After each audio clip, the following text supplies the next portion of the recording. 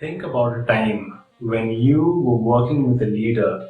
It could be a parent, teacher, boss, and you were feeling focused.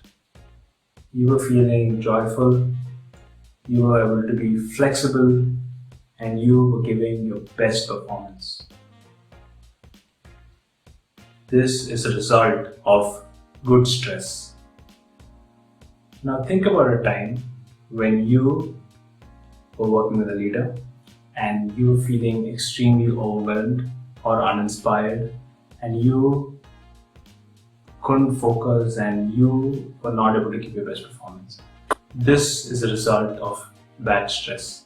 The purpose of this video is to help us understand the negative impact of bad stress and why leaders must not resort to methods which induce bad stress, like verbal abuse, physical abuse, or designing the work in a way that induces bad stress.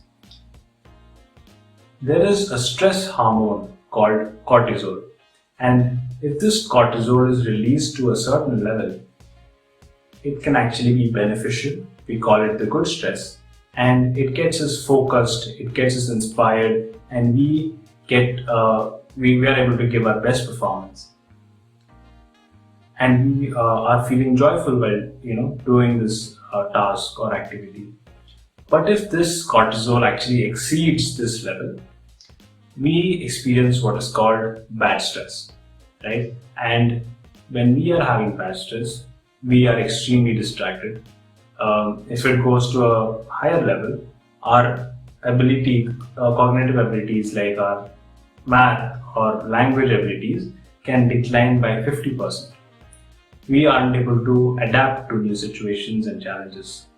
There is a part in our brain called the hippocampus, which helps us in learning.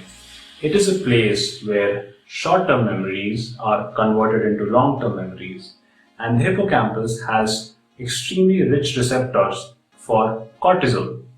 So if we are constantly feeling stressed, the flood of cortisol actually disconnects the neural networks and causes memory loss.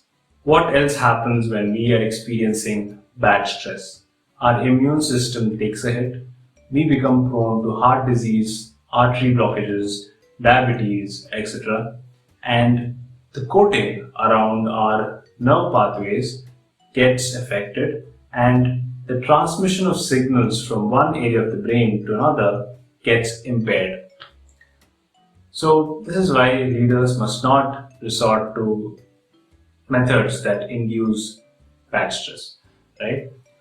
Because it is extremely counterintuitive to what they're trying to achieve. They're trying to achieve good performance, and here you're inducing bad stress, and because of which your cognitive ability is sometimes declining by 50%.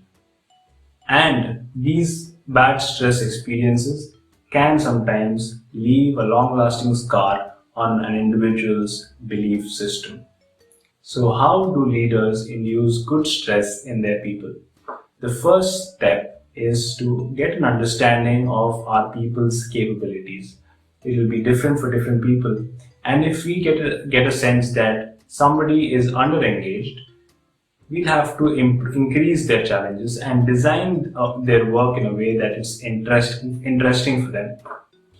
And if we feel that they are overwhelmed, we need to decrease the challenges and give them the emotional and logistical support that they require.